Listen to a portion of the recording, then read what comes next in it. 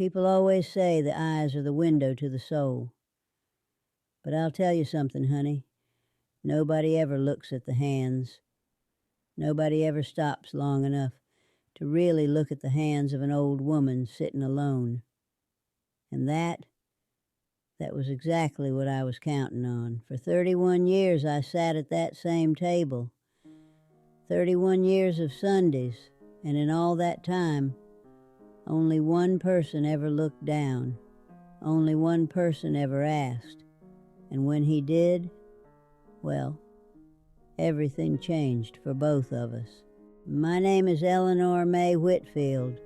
Most folks around here just call me Ellie. I'm 78 years old, and I've lived in Ojai, California my entire life, which is longer than most of these oak trees have been standing, if you want to know the truth. I was born 3 blocks from that restaurant. I went to school 2 blocks from that restaurant. I buried my husband, Gerald, from a church 1 block away. This town, this little stretch of California dust and orange blossoms, it's all I've ever known.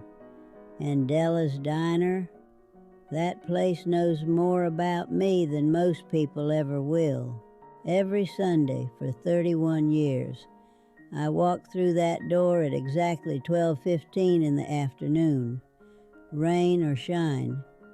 Even the Sunday my hip gave out and I had to walk 3 blocks with a grocery bag wrapped around my knee like some kind of fool, I still came.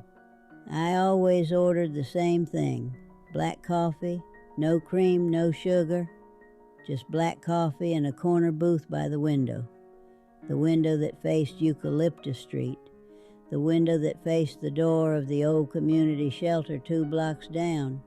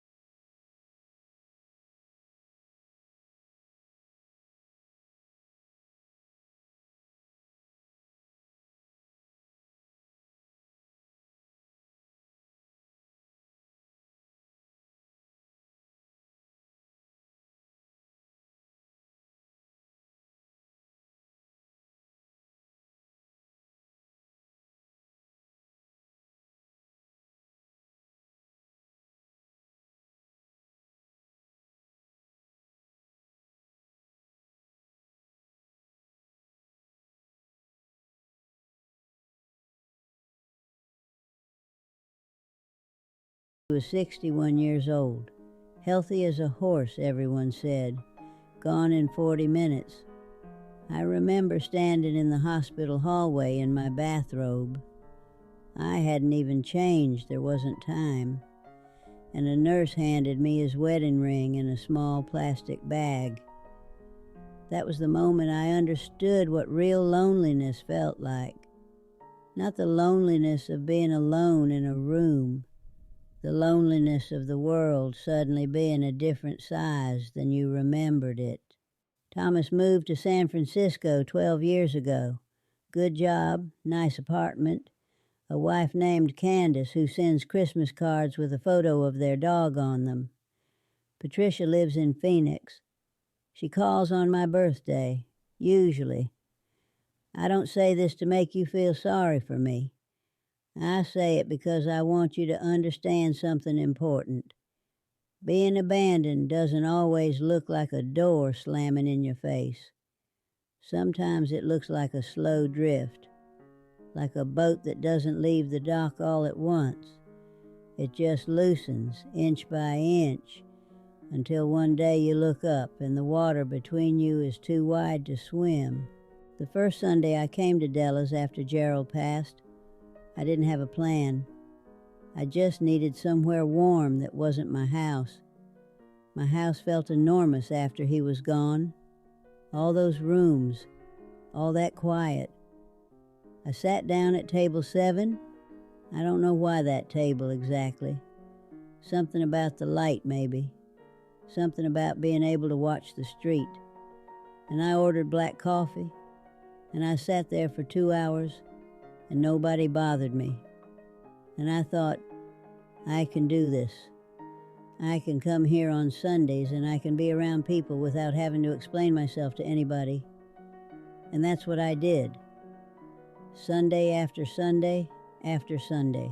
But here's the thing I haven't told you yet. Here's the part that changes the whole story. About 3 years after I started coming, this would have been around 2006, something happened on one of those Sunday afternoons that I did not expect. And it's the reason I started coming back every single Sunday for the next 28 years after that. It's the reason for the drawings on my hands. And it started with a little boy named Marcus. He couldn't have been more than 8 years old.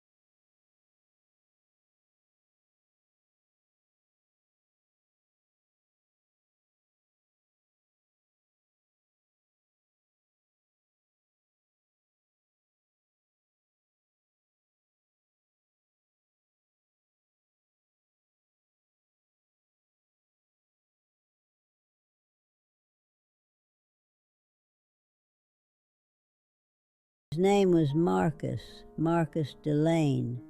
He told me his mama worked doubles at the plant on Sundays, and sometimes there wasn't anything in the kitchen, and he didn't want to bother anybody. 8 years old, trying not to be a bother to anybody. I made sure he ate every bite. I paid the bill, I walked him to the door, and I watched him go down the street. And then I sat back down at table 7, and I took out the pen I always kept in my purse for crossword puzzles. And I drew his face on the inside of my left hand, small as a thumbnail, and I wrote his name underneath, Marcus, because I wanted to remember him. I didn't want him to be invisible, not to me. After Marcus, I started paying closer attention every Sunday. And I want to tell you, Ojai is a beautiful town. People come from all over the state for the art festivals and the lavender farms and the scenic drives. But beautiful towns have hungry children too. They have kids who fall through cracks. Kids whose parents are struggling with things they can't say out loud. Over the following months, more children drifted through that door. And every time I saw that look, that specific look that I recognized from 26 years of teaching, I invited them to sit down. I bought them food. I talked to them if they wanted to talk, and sat quiet with them if they didn't, and every single one of them I drew on my hand. His name was Daniel Reyes. He'd been working at Della's for about 6 weeks when he first noticed something was off. He was 24 years old, working his way through night classes at Ventura College, saving money to finish his nursing degree. He was good at his job, sharp, careful, the kind of young man who actually pays attention. Most of the staff at Della's had learned to just bring me my coffee and leave me alone. But Daniel wasn't the leaving alone type.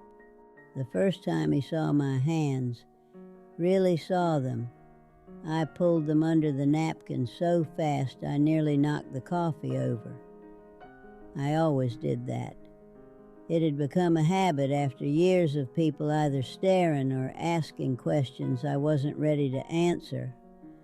But Daniel noticed that I noticed him noticing, if that makes any sense. And from that Sunday on, I could feel him watching.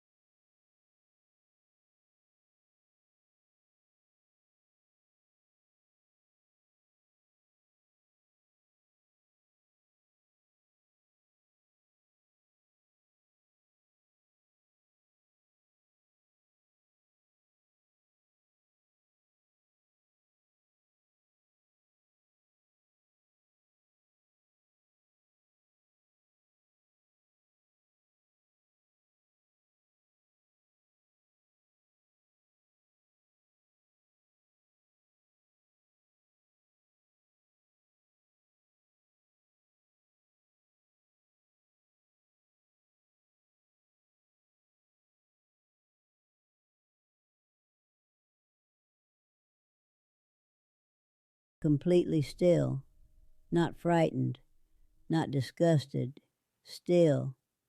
The way a face goes still when it's trying to process something it wasn't prepared for. He stood there for what felt like a full minute, though it was probably only a few seconds. And then, very quietly, very carefully, he set the coffee pot down and he said, "What are those?" And I said, "They're the children who once sat here." He sat down, right in the middle of the lunch rush, with tables waiting and the kitchen calling orders.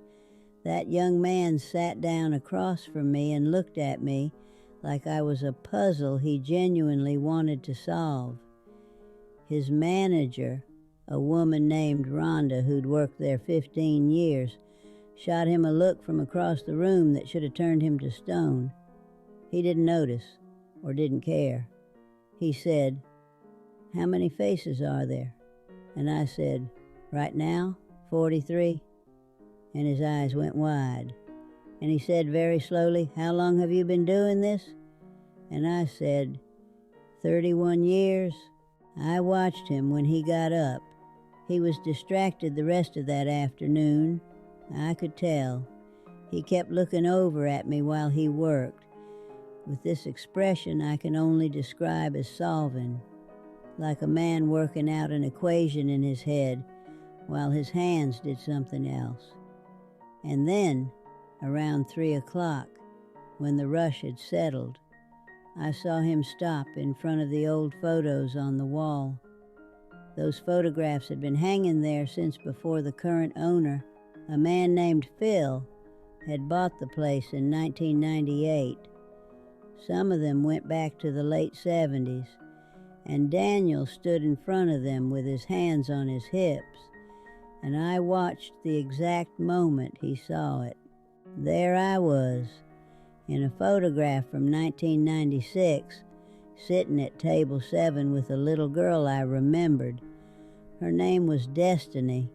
She'd walked in soaking wet on a rainy Sunday in March. In a photograph from 2004, sitting with twin boys whose father had been laid off from the Libby plant. In a photograph from 2011, alone at the table, hands folded, looking out the window. Same table, same window, different decades. Daniel stood in front of those photos for a long time. And then he went and found Phil. Phil Gutierrez had owned Della's since 1998. Before that, he'd worked there as a cook for 8 years under the original owner, a woman named Della Marsh, who'd passed in 2002. Phil was good people. He'd always let me be. Always made sure whoever was working Sundays knew to leave table 7 open until after 12:30 in case I was running late. He knew me. But what Daniel asked him that afternoon, that took Phil somewhere he hadn't been in a while. Daniel told me later what Phil had said. Phil had gone quiet for a moment, looking at me across the room, and then he'd said, and these were his exact words, "She's been coming here longer than I've owned this place." And Daniel had said, "How long?" And Phil had said, "Since before Della retired, since before I started cooking here. I used to see her when I'd come in for pie as a kid. She was at that table then too."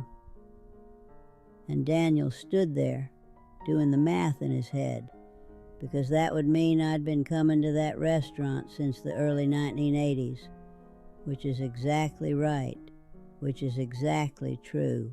I knew he was going to come back. I'd been waiting for it, actually, sitting with my coffee gone cold, watching the last of the dinner crowd filter out, watching the sky outside the window go from gold to purple to the deep blue of a California evening. I'd been coming to this table for 31 years, and I had never told a single person the full story. Not one. But something about that young man, something about the pie he brought without being asked, the way he sat down in the middle of a rush, the way he looked at my hands without looking away, told me that tonight was the night. Some things wait until the right person asks. He sat down and he slid a coffee in front of me, and he didn't say anything for a moment, just looked at me. Not with pity, I can't stand pity, but with this steady, patient attention that reminded me of the very best students I ever taught, the ones who leaned forward. And then he said, "Tell me about the children." And I uncovered my hands. I said, "These are not random children." And he nodded, like he'd already suspected that. I said, "Every single face on these hands is a child who came through that door hungry. Children nobody else was watching. Children who looked at the food on other people's tables with that specific look, the one that takes 26 years of teaching to really see. And every Sunday I come back here and I sit at this window." And he said, "Why the window?" And I said, "Because I'm still hoping. I'm still hoping that some Sunday one of them walks back through that door and I can look them in the eye and say, 'I remember you. I never forgot you. You mattered.'" I told him about all of them. Marcus Delane with his broken shoelace, who I found out years later had become a social worker up in Fresno. A little girl named Yolanda who came in on Christmas Eve carrying a baby doll with no head, who I fed apple pie and walked home to make sure she got there safe. Brothers named Cody and Kyle, whose mother was in the hospital, who sat in my booth for 3 Sundays in a row while their neighbor figured out what to do. A teenager named Jamie who never spoke a single word, just ate whatever I ordered for him and left. I still wonder about Jamie. I wonder about him more than almost any of them.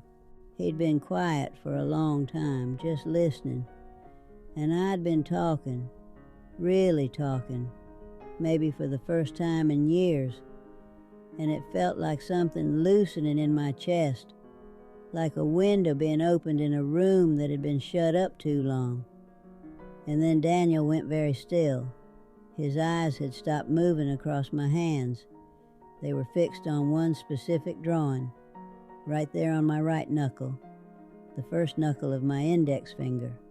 A little face, dark hair, serious expression, small ears that stick out just slightly, and underneath, in my careful small writing, Daniel. He looked up at me, and I looked at him, and I could see the exact moment the memory surfaced, the way memories do from somewhere very deep, from the place where we store the things that happened to us before we had the words to describe them. He was very quiet, and then he said, I was here as a kid. And I said, yes, you were. And he said, I was 8. My mom was having a hard year. I walked here from Matlea Street because I was hungry and I didn't know where else to go. And I said, you stood at the door in a green jacket. You had a library book under your arm. You ordered grilled cheese and orange juice. You read your book the whole time, and you didn't look up until you were finished. And then you said thank you very quietly, and you left. His eyes were bright. He said, I remember the orange juice. We sat there in the quiet for a while, the kind of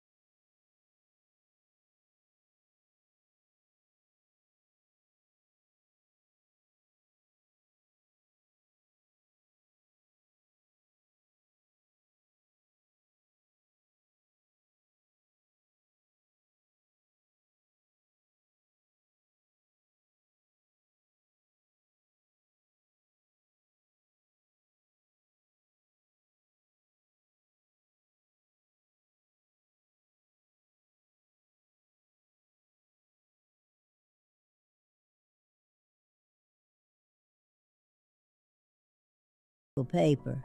A woman named Grace Chen, who wrote a small column for the Ojai Valley News, came in the following Sunday and asked if she could sit with me. I almost said no, but something told me to let her. The story she wrote was just 4 paragraphs long. It ran on a Tuesday. By Thursday, I'd had 11 messages on my phone. By the following Sunday, the diner was different. 3 of the children came back, adults now, of course. They'd been children a long time ago. A man named David Wu, who I barely recognized until I saw his smile. I'd drawn him on my pinky finger, left hand, circa 2009, when he'd come in alone on a rainy Sunday at about 10 years old. A woman named Serena, who arrived with her own daughter in tow and said, "I told her about you. I wanted her to know who fed her mama." And a man in his 40s who walked through the door in a business suit and stood at the entrance and looked around until he found me at table 7 and crossed the room and crouched down next to my chair and said, "Mrs. Whitfield, it's Marcus." And I'm not ashamed to tell you, I wept.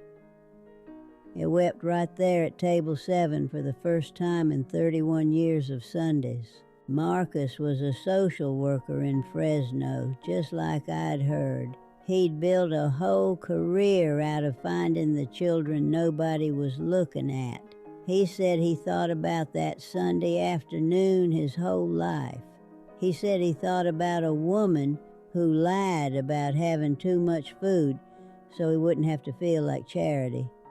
He said, "You gave me more than grilled cheese, Mrs. Whitfield.